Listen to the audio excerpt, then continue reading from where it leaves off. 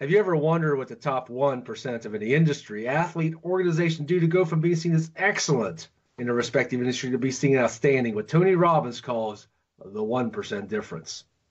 Declassified will bring you these leaders, and we'll break down and share the key strategies they did and still do to stay at the top of their respective industries and lives.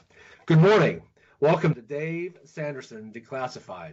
And I am really excited to have a friend of mine, Michael Angelo Caruso, on with me. Michael Angelo Caruso is an internationally recognized author and speaker. He's the founder of Edison House, a Michigan-based communications consulting company. Michael teaches presentation skills drawing on his unique background in the technology sector and the entertainment business. Welcome to Dave Sanderson Declassified, Michael. Hey, Dave. Nice to see you. Hey, it's nice to see you too, and I'm extremely happy that you're on today because I want to find out what's the best tip for being funny in a story. Well, everybody wants to be funny. It's an interesting thing, and there's very few of us are. It reminds me of that scene in Mr. Holland's Opus where the conductor's trying to teach the football player how to play an instrument, but he has no sense of rhythm. So the conductor's beating the guy on the head or tapping the guy on the head with a mallet. He's wearing a helmet. And it's an interesting question whether or not somebody has actually innate musical talent or can learn it. And the same thing's true is true for being funny.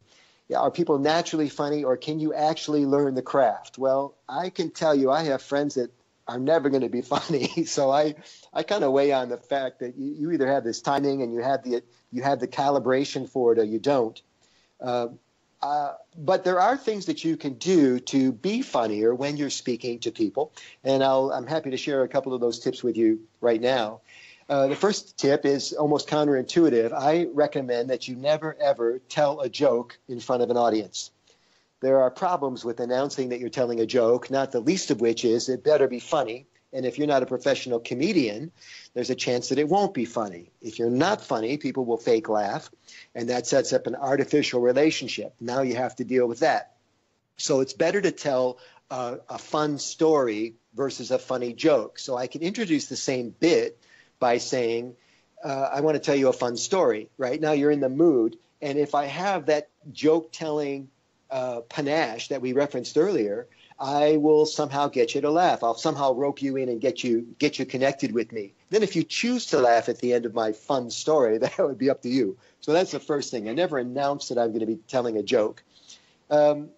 I think that if you study comedy, and I read an article one time where they were having a bunch of our comedians, local comedians in Detroit, talk about what is funny. And if I synthesize the lesson down, it goes something like this. To be funny, you take people down a path, and when they're on that path, you make a sudden left, and then you make another sudden left. So the idea is you take people where they think they're going, and then you change the path quickly, right? And also that things are done in threes. So if you're telling a joke about three Eskimos that walk into a 7-Eleven, the third one's always the funniest. So these are kind of the rules that we just don't break in comedy. You're working with threes, you're setting up a motif, and you're making a little unexpected move, right? That's what audiences seem to find funny. I've developed a reputation for doing something called speaking in the round, which means I spend a lot of my time as a public speaker, not at the podium, not on the platform, but actually in the audience. In the round is an old Greek theater term. And because I'm involving the audience, it introduces a lot of variables, some of which are would blow the tops of the heads off of most speakers. But audience members can be funny too. And that moment, that sense of working without a net is not only fun, it's funny on a lot of occasions. So this is the idea that you'd be introducing variable and that you can think on your feet and that you can roll with it. A lot of times when you see people speak, the funniest thing that happens is something that was an accident. They mispronounced a word, or they accidentally spilled water on themselves, and then the audience erupts. So that's interesting, isn't it, that the thing that was unpredictable, the thing that you hadn't planned, the thing that was most natural was somehow the thing that let everybody relax and actually enjoy it. I tell a story often, and by way of demonstration, I'll tell you something that gets a good laugh from me. comedians, by the way, they number the laugh, right? A laugh can be a 10 or an 8 or a 7 or a 3.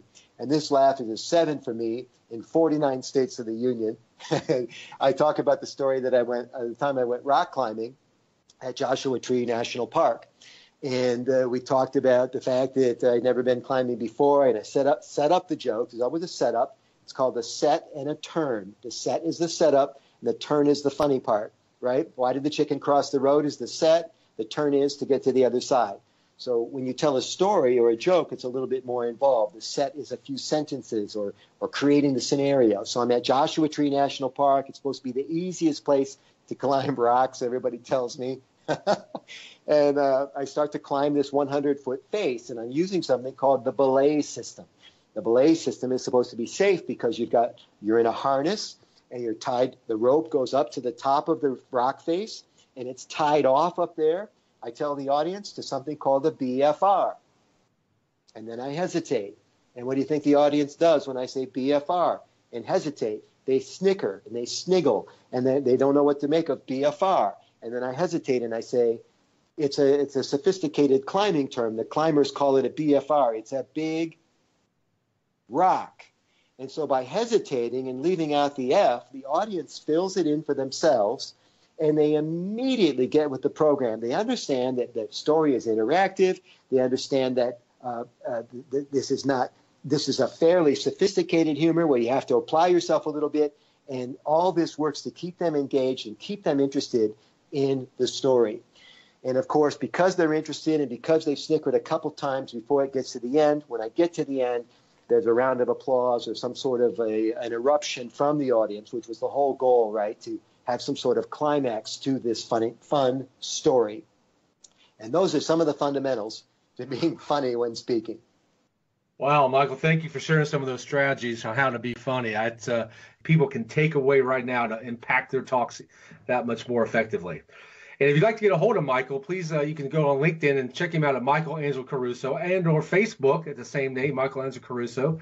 Michael, thank you so much for being with me today on Dave Sanderson Declassified. As my gift to you, if you would text 797979 and put the word brace, the number 4 impact in, I will send to you as a free gift my first video of my new course called Overcoming Adversity in Challenging Times. This is my gift to you. And until tomorrow, this is Dave Sanderson Declassified. Make all the moments in your life matter.